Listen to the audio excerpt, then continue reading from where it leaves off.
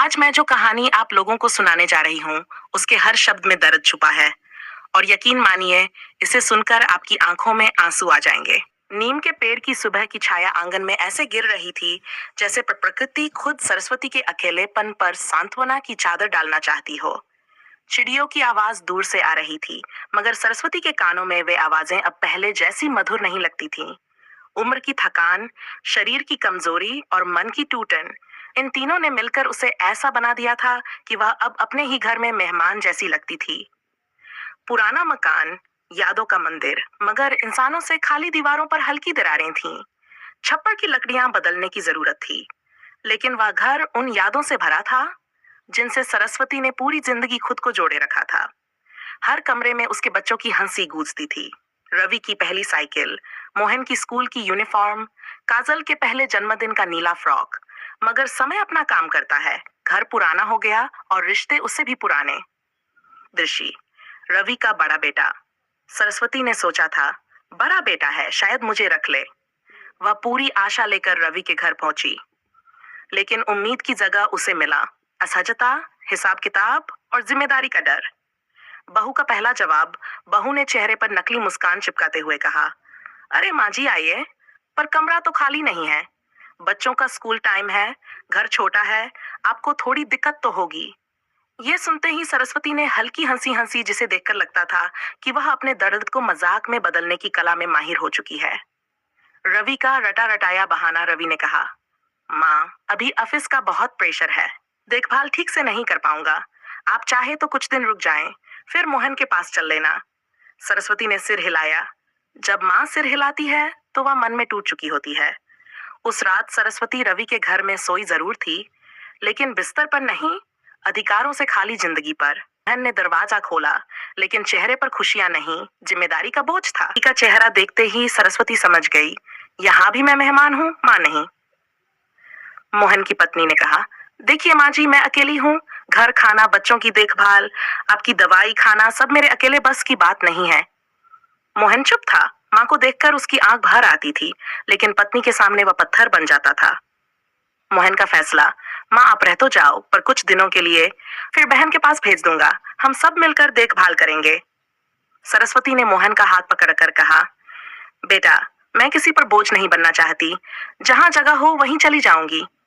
ये बात कहते समय उसके अंदर एक सिसकती हुई आवाज थी, बच्चों मुझे अपने दिल में थोड़ी सी जगह दे दो, घर में नहीं तो मन में ही सही। घर काजल को देखकर सरस्वती की आंखें चमक उठी। सोचा, बेटियां तो माँ का दिल समझती हैं। लेकिन काजल भी मजबूर थी।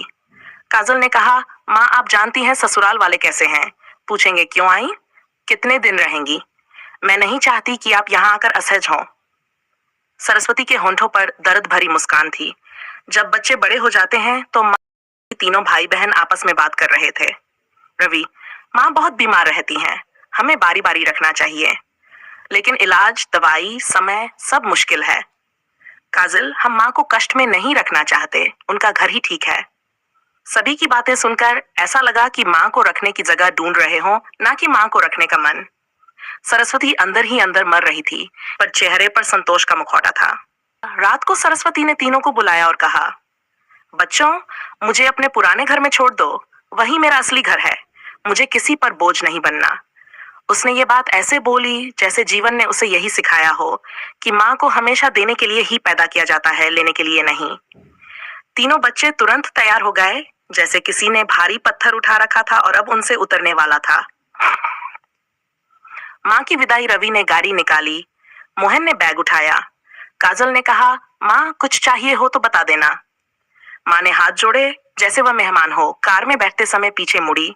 उसने देखा तीनों के घरों के दरवाजे बड़े थे, दिल छोटे। जब कार उसके पुराने घर पहुंची तो नीम का पेड़ हवा में झूम रहा था, जैसे वह कह रहा हो, तुम अकेली नहीं हो, मैं हूं नन। पुराने घर में लौटकर माँ सच में अकेली हो गई। रात का समय था। रवि ने कार पुराने घर के सामने रोकी। मोहन ने दरवाजा खोला। जैसे ही सरस्वती अंदर पहुंची, कमरे में हल्की मिट्टी की गंध थी, पुरानी मगर अपनी। उस गंध में माँ को अपने पुराने दिनों की झलक मिली, वह झलक जो अब सिर्फ यादों में थी। नीम के पेड़ से सूखे पत्ते गिर रहे थे और ऐसा लग रहा था जैसे पेड़ भी माँ का स्वागत नहीं, बल्कि दुख साझा कर रहा हो। घर की हालत टूटा नहीं था, लेकिन माँ जरूर टूट चुकी थी। कमरे की दीवारें पीली पड़ चुकी थीं। छत पर पुराने पंखे की चमराहट थी। कढ़ाई, तवा, रसोई के बर्तन सब वही थे जहां सालों पहले छोड़ दिए थे।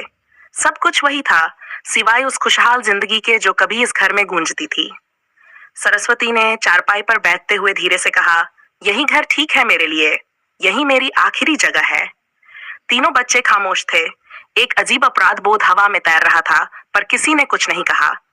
कुछ देर की चुप्पी के बाद रवि बोला, माँ, जरूर हो तो बता देना, हम फोन पर पूछते रहेंगे। माँ मुस्कुराई, हाँ बेटा, तुम सब खुश रहो, मेरी चिंता मत करना। ये चिंता मत करना वह वाक्य था जिसने बच्चों को और भी बेपरवाह बना दिया। बच्चे वहां से चले गए। गाड़ी के पीछे उठती धूल जैसे माँ से कह रही थी, अब अपने दुखों के साथ अकेली रहो। दरवाजा बंद होने की आवाज घर में गूंजती रह गई। उस रात सरस्वती ने पहली बार महसूस किया कि वह सच में अकेली है। रात की भयावह खामोशी, खिड़की से आती हवा में नीम के पत्तों की आवाज थी, लेकिन उस आवाज में भी डर था। माँ को याद आया, पहले इस घर में रातें कितनी प्यारी होती थीं। बच्चों की खिलखिलाहट, छोटे छोटे झगड़े, गुड़ की खुशबू, रात का दूध, सब कुछ जैसे आज अचानक अनाथ हो गया था। माँ ने रजाई ओढ़ने की कोशिश की, लेकिन हाथ कांप गए। उम्र अपना असर दिखा रही थी। कप उठाना भी मुश्किल हो रहा था। उसने खुद से कहा, मैं रह लूंगी। जब बच्चों को समय नहीं तो मैं क्यों बोझ बनूं। ये शब्द उसने खुद को समझाने के लिए कहे, लेकिन असल में उसके दिल के अंदर फूट फूट कर रोना था, जो बाहर नहीं आ रहा था। पड़ोसी, इंसान जो कभी परिवार से भी बड़े बन जाते हैं। अगली सुबह पड़ोस की चाची शकुंतला दरवाजा खटखटाती हुई आई। अरे सरस्वती, तू वापस आ गई? बच्चे नहीं रख पाए तुम्हें? माँ ने एक बनावटी मुस्कान के साथ कहा, नहीं बहन, मैं खुद ही आना चाहती थी। बच्चों की अपनी जिंदगी होती है, मैं क्यों परेशान करूं। शकुंतला चाची सब समझ गईं। आंखों में दुख था, लेकिन उन्होंने कुछ नहीं कहा। मैं रोज देखती रहूंगी, तू चिंता न कर। खाना न बने तो मेरे यहाँ से ले जाना। सरस्वती ने सिर हिलाया। धन्यवाद बहन, दूसरों का सहारा बड़ा होता है, अपने तो बस अपनी दुनिया में उलझे हैं। शकुंतला चाची के जाने के बाद सरस्वती ने एक लंबी सांस ली। कम से कम कोई तो था जो उसे इंसान समझ रहा था। माँ की खांसी दिन ब दिन बढ़ रही थी। सांस फूलने लगी थी। कमजोरी इतनी थी कि उठना भी मुश्किल। लेकिन बच्चे? रवि रोज व्हाट्सएप पर सिर्फ एक लाइन भेज देता, माँ दवाई ली? मोहन पूछता, ठीक हो? काजल कभी कभी वीडियो कॉल करती, पर जल्दी से बोलकर काट देती, माँ मैं व्यस्त हूँ, बाद में बात करती हूँ। माँ हर बार वही जवाब देती, हाँ बेटा मैं ठीक हूँ। और ये झूठ वह हर दिन बोलती थी। झूठ इस डर से नहीं कि बच्चे दुखी होंगे, बल्कि इस डर से कि कहीं बच्चे उसे फिर बोझ न समझने लगे। एक रात जिसने माँ को अंदर ही अंदर तोड़ दिया। वह रात ठंडी थी। सरस्वती ने रजाई ओढ़ी, लेकिन बदन कांप रहा था। खांसी लगातार बढ़ रही थी। गला सूख रहा था। पैरों में जान नहीं। उसने पानी पीने की कोशिश की, पर गिलास गिर गया। टूटने की आवाज से सन्नाटा भंग हुआ, मगर उसके दर्द को कोई सुनने वाला नहीं था। उसने मोबाइल उठाया। स्क्रीन पर 3 नाम थे, रवि, मोहन, काजल। वह किसी को फोन करना चाहती थी, पर किसी को परेशान भी नहीं करना चाहती थी। आखिर उसने फोन मेज पर रख दिया और खुद से कहा, मैं संभाल लूंगी। बच्चों की जिंदगी पहले से ही मुश्किल है।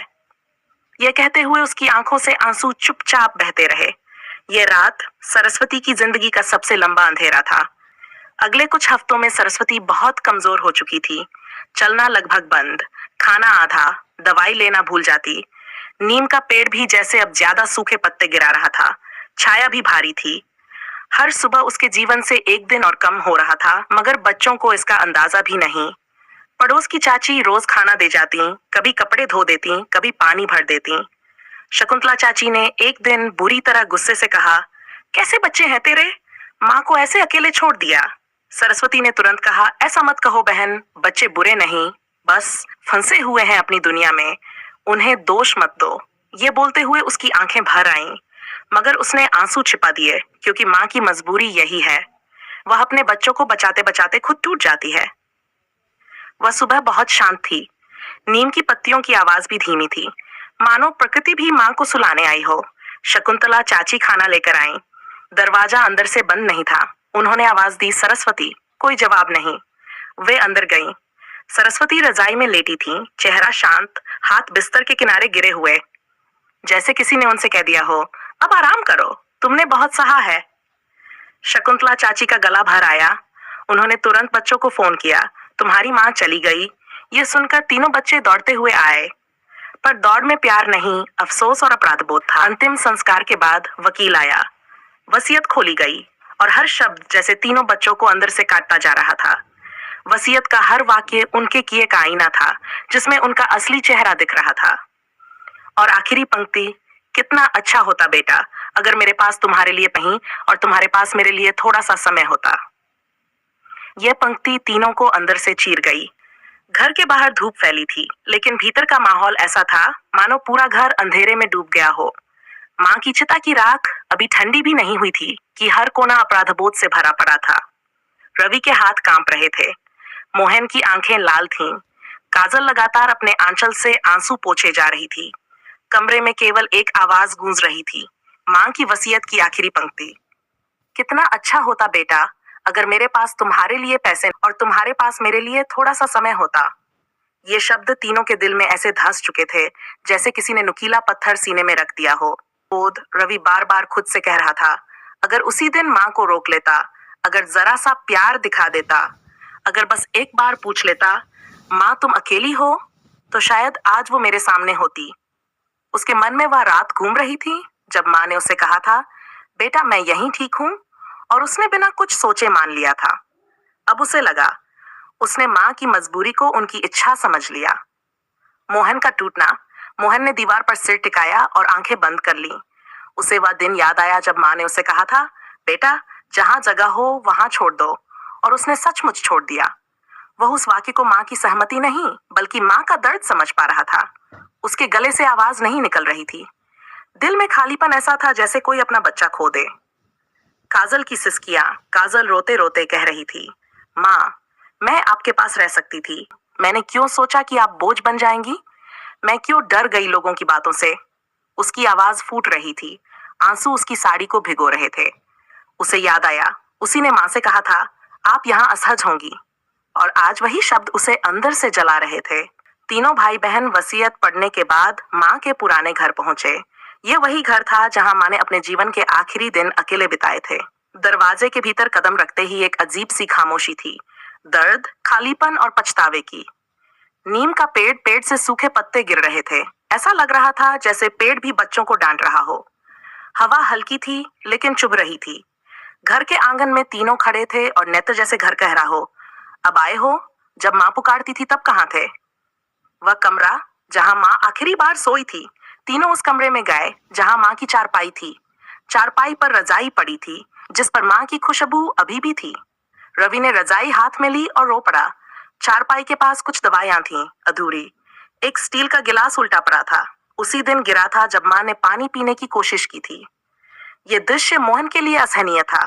वह दीवार पकड़कर बैठ गया। काजल की नजर एक चीज पर गई। रसोई में एक ठंडी जली हुई रोटी रखी थी और उसके बगल में नमक की डिब्बी खुली थी। काजल ने आंसू रोकते हुए कहा, माँ अकेले खाना बनाती थीं। उनके शरीर में जान भी नहीं थी। फिर भी वो हमसे झूठ बोलती रहीं कि वे ठीक हैं। ये कहते ही वह फूट पड़ी। वह डिब्बा जिसमें माँ ने अपने आखिरी दिन लिखे थे। मोहन की नजर एक पुराने लकड़ी के डिब्बे पर पड़ी, वही डिब्बा जो माँ हमेशा अपने कपड़ों के साथ रखती थी। उन्होंने डिब्बा खोला। उसमें कुछ चिट्ठियां थीं, बहुत पुरानी नहीं, पिछले कुछ महीनों की। रवि ने एक चिट्ठी उठाई। कागज पर माँ की कांपती लिखावट थी। पहली चिट्ठी, आज थोड़ी तबीयत खराब थी। रवि ने कहा था फोन करना, पर किया नहीं। वो थक जाता होगा, उसे परेशान नहीं करना। रवि के दिल में किसी ने छुरा घोंप दिया हो जैसे। दूसरी चिट्ठी, मोहन ने कहा है दवाई लेते रहना, पर कौन ला कर देगा? खुद ही चली जाऊंगी दुकान। पैर दुखते हैं लेकिन कहूंगी नहीं, बच्चों को बोझ लगने लगता है बूढ़ी माँ। मोहन फूट फूट कर रोने लगा। तीसरी चिट्ठी, काजल ने कहा था माँ यहाँ असहज होंगी। शायद वो सही कहती है। बेटियों के घर बड़ों का रहना अच्छा नहीं लगता सबको, पर काजल ने यह डर दिखाने से पहले एक बार पूछा तो होता, माँ क्या तुम अकेली रह पाओगी? काजल जमीन पर बैठ गई। सिसकियां रुक नहीं रही थीं। आखिरी चिट्ठी सबसे दर्दनाक, आज सांस ज्यादा फूल रही है, खांसी भी रुक नहीं रही। फोन उठाया था बच्चों को करने, पर सोचा परेशान होंगे। मैं माँ हूँ, बोझ नहीं बनूंगी। अगर सुबह आंख न खुली तो बस यही दुआ है, मेरे बच्चे खुश रहें। ये मत सोचना कि मैंने उन्हें माफ नहीं किया। माँ का दिल कभी नफरत नहीं रखता। पत्र पढ़ते पढ़ते तीनों बच्चे टूट चुके थे। रोते हुए उन्हें पहली बार एहसास हुआ, माँ की मौत उन्होंने नहीं देखी, माँ की तन्हाई ने उन्हें मार दिया था। अगर ये कहानी आपके दिल को छू गई हो तो लाइक, सब्सक्राइब, कमेंट और शेयर जरूर कीजिएगा। आपका एक छोटा सा सपोर्ट हमें और भी ऐसी दिल को छू लेने वाली कहानियां लाने की ताकत देता है।